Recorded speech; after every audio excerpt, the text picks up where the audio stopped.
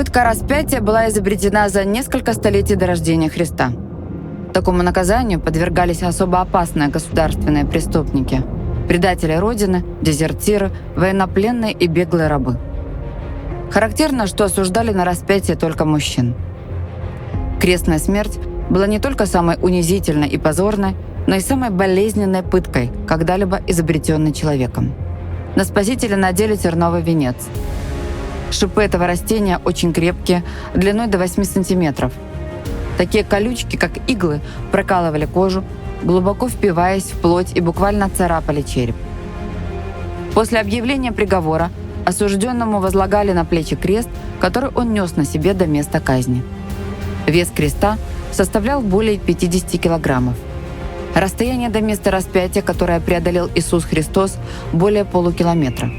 Продолжительность такого пути – около часа. По традиции, одежда и имущество осужденного являлось добычей конвоиров. Иисус был раздет. Каждый из воинов бросал жребий, чтобы получить свою долю награды. Гвозди, которыми прибивали Спасителя, около 18 сантиметров длиной, более сантиметра в диаметре, с прямоугольным сечением. Гвозди были грубой ковки, нередко уже заржавелые, с острыми зазубринами. Каждое движение тела вокруг вбитого гвоздя значительно увеличивало рану.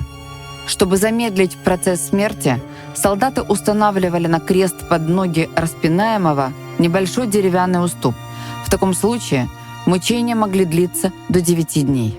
Опираясь на деревянный уступ, ноги осужденного были согнуты в коленях под углом 45 градусов. Тяжесть всего тела приходилась на мышцы бедер. Через несколько минут в таком положении начинались постоянные судороги по всей длине ног. Плечи Иисуса были вывихнуты. Позже вывихнуты локти и запястья.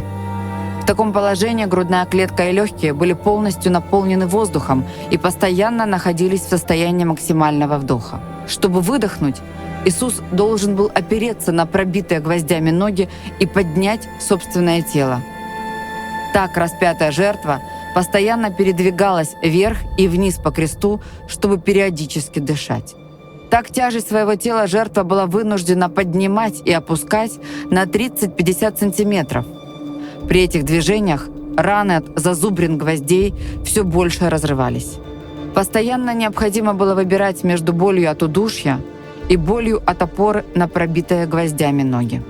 Процесс дыхания вызывал мучительную боль, смешанную с абсолютным ужасом удушья. Уровень кислорода в крови распятого стремительно падал.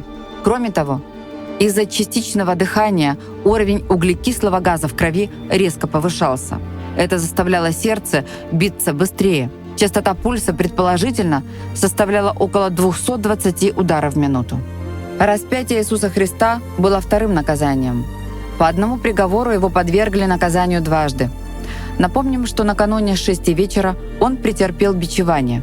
98 ударов бичом с металлическими вставками практически содрали кожу со Спасителя. Иисус ничего не пил в течение 15 часов. Тело Христа было полностью обезвожено. Кровяное давление распятого упало до критического минимума. Это состояние сопровождалось непрерывными приступами тошноты, головокружения и обмороками. Иисус был весь покрыт кровью и потом. К тому же он был совершенно наг. Разъяренная от страстей толпа иудеев, воинов и зевак непрерывно издевалась и насмехалась над ним. Кроме всего, пытки наблюдала родная мать Иисуса. Представьте его эмоциональное унижение и душевную боль. Общее состояние распятого Иисуса можно смело назвать шоком первой степени. Кровь собралась в пространстве вокруг его сердца и переполнила его. Сердце буквально распирало, что в конечном итоге и привело к его разрыву. Иисус умирал в течение 6 часов. В 3 часа дня Господь сказал: «Свершилось». В тот момент Он испустил свой дух и умер. Когда надзиратели хотели ускорить смерть, они просто ломали ноги жертвы. Распятый задыхался в считанные минуты. Когда солдаты пришли к Иисусу сломать ему ноги, он уже был мертв. Так ни одна из его костей не была сокрушена во исполнение пророчества. На 3-й день Иисус Христос воскрес из гроба.